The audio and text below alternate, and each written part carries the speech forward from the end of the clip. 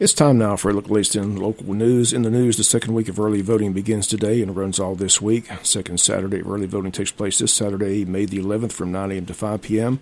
Time of early voting Monday through Friday is from 8 a.m. to 5 p.m. After this past Saturday, the total number of registered voters in Wayne County who have voted thus far stands at 704. 57 people voted Saturday, 54 Republicans and 1 Democrat and 2 nonpartisan. This past Friday, 139 people voted. The breakdown Friday, 129 Republicans, 9 Democrats, and 1 nonpartisan vote. Primary date is Tuesday, May 21st, and early voting runs up until May 17th. Early voting taking place at the new county election building located at 306 East Pine Street here in Jesup. There are over 27,000 registered voters in the county, and after week one, less than 1,000 have voted. And a reminder, if you want to vote in the Wayne County Sheriff's race or in the Brunswick Judicial Circuit race for DA, you must request a Republican ballot, as all 3 candidates on the Sheriff's race are on the Republican ticket. Incumbent Chuck Mosley, along with 2 other men seeking the office of Sheriff alphabetically, Toby Cameron and Donnie Ray. District Attorney's race is between incumbent Keith Higgins and candidate John B. Johnson. Again, both those candidates also on the Republican ballot. There are no Democratic candidates in the Sheriff's race or in the District Attorney's race. Once again, 3 weeks of early voting, 1 week in the book, week 2 underway this week. Again, Monday through Friday from 8 a.m. to 5 p.m. This Saturday from 9 a.m. to 5 p.m. Again, on Tuesday, May 21st, all the precincts will be open from 7 a.m. to 7 p.m. Again, primary date is Tuesday, May 21st. Early voting runs up until May 17th. We'll be back with more news after this word from our sponsor, other commercial messages, so please stay tuned. Closing arguments are set to begin this morning at the Wayne County Courthouse, Courtroom C, in the case of State of Georgia v. former Jesup police officer Stephen Wright, who faces a 10-count indictment with serious charges of sexual misconduct with females while working with the Jesup PD, which led to his ultimate dismissal, and several lawsuits against the city of Jesup, which were all settled by the city of Jesup, both in the neighborhood of $200,000. On Friday, defense attorney Adrian Browning presented the defense's case to the jury of 6 men and 6 women. Superior Court Judge Bert Guy is presiding over the trial, and defendant Stephen Wright was on the witness stand for most of the day Friday, first being questioned by his attorney Adrian Browning, and then being crossed by Assistant DA Nigel Lush, who's representing the state's case. He had a chance to cross-examine the witness on Friday as well. Stephen Wright, being questioned by his attorney, told the jury that once the accusations against him came to light, he states he went through a downhill spiral. He said he lost his wife, lost his job for certain, and what he and his attorney are attempting to do in this case is try to prevent him from losing his freedom, because if found guilty of some or all of the charges, he could face time in prison. 3 women have accused this officer of inappropriate sexual conduct. They are Lisa Cheek, Marley LaRoche, and Georgia Waston, now Georgia Anderson.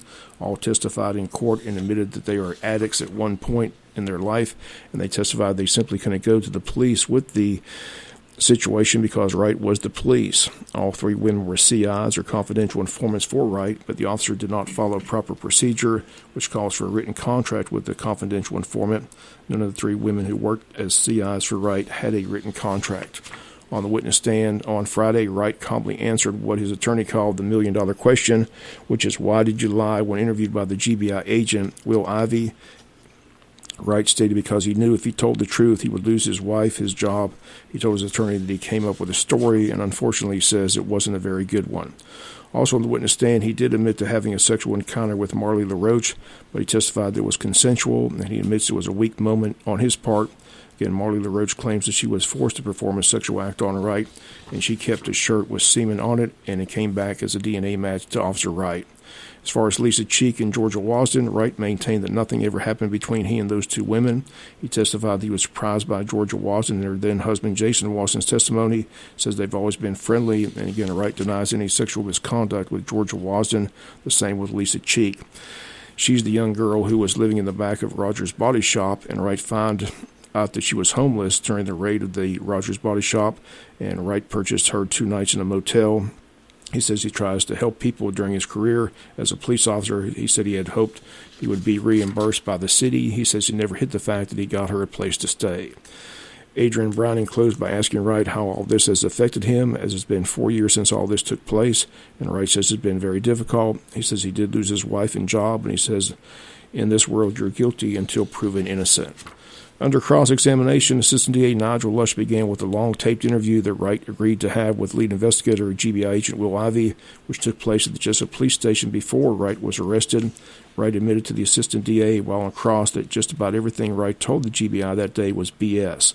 Assistant DA Nigel Lush focused a lot of his cross on the CI Marley LaRoche, who Wright testified that he thought that she was being taken advantage of by her older cousin Jason LaRoche, and he was not happy with the fact that Marley LaRoche, who was around 19 at the time, was sleeping with her cousin, who was close to 50 years old, and also sleeping with another female, and they were all sleeping together.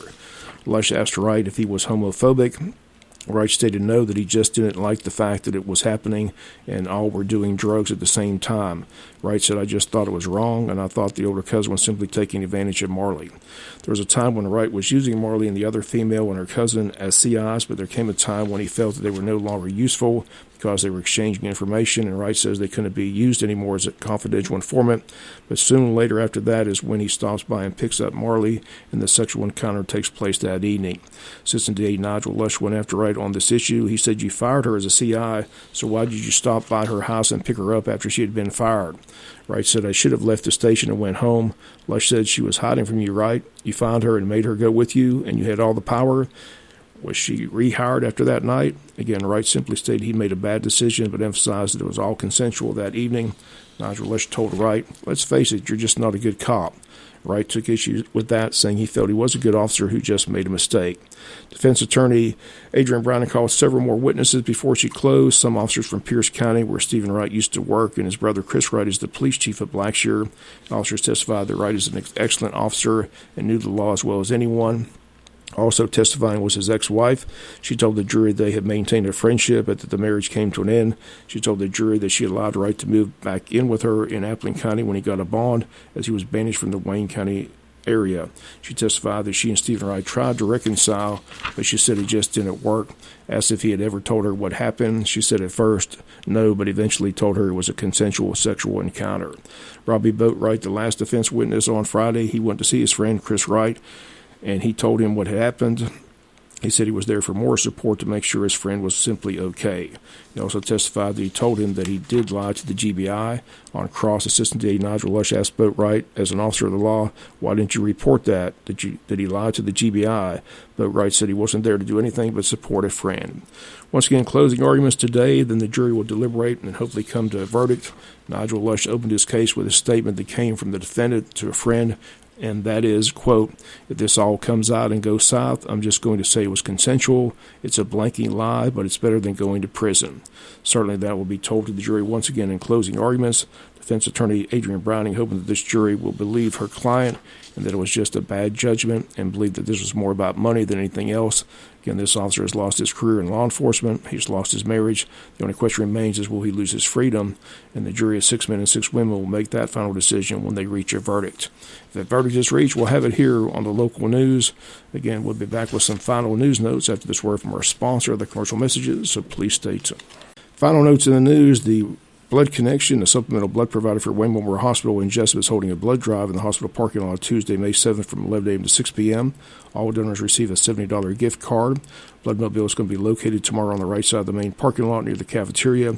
To make an appointment to donate blood, log on to bloodconnection.org and type in Jesup or the sponsor code 7980. Appointments are encouraged, but walk-ins are certainly welcomed. Also, the City Commissioners of Jesup meet on Tuesday, May 7th. Their agenda is out. Under Old Business, discussion and approval of East Jesup Sewer Project bid with City Engineer Bill Schuman and Thomas and Hutton representatives. Discussion of a CD renewal with First Horizon Bank. Discussion of fire hydrant replacement. Discussion of retreat action items. Discussion of employee handbook.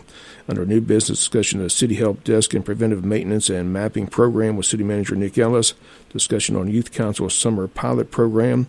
Discussion of Budget Work Session date. Items with the City Manager, items with the Commissioners, items with the Mayor, all that taking place Tuesday, 7 p.m. at City Hall in Jesup. That's going to do it for latest in local news. Sports comes your way in a few minutes. Bob Morgan saying have a great day.